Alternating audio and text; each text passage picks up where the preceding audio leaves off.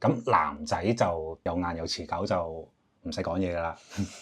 咁例如你話啦，1號同2號係比較最自然啦，風吹過就散嘅一個 spray 啦。咁係嚟做咩啊？通常1到2號咧，就係我哋髮型師用會比較多啲嘅。我哋會 set 頭之前咧，就會噴一噴，等佢有個瓦面，我哋紮頭嘅時候會再容易啲。後尾再補翻一個5到6號以上再硬啲嘅定型嘅。一般人用就中間咯，比較多啲咯。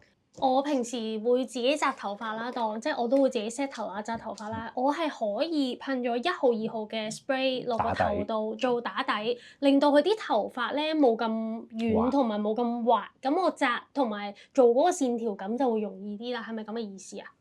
可以咁樣講嘅，因為你係 set 頭啊或者紮頭咧係會咬得好啲嘅。你噴咗1、2打底嘅話。如果你有咁好心機就發達啦。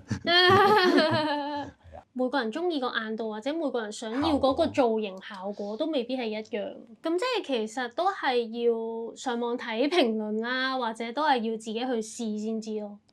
應該係你去嘅場合唔同咯。即係如果你要做一啲舞台或者你要登台嘅，你要 hold 好耐嘅，咁你就真係要用一啲好硬嘅。譬如我哋婚禮啊、整頭啊、cosplay 啊呢啲，一定係要用啲最硬嘅先至可以 hold 得全日啦。但係如果你一般約會啊、出街啊、睇戲、食飯，其實基本上你中性其實已經都 OK 㗎啦。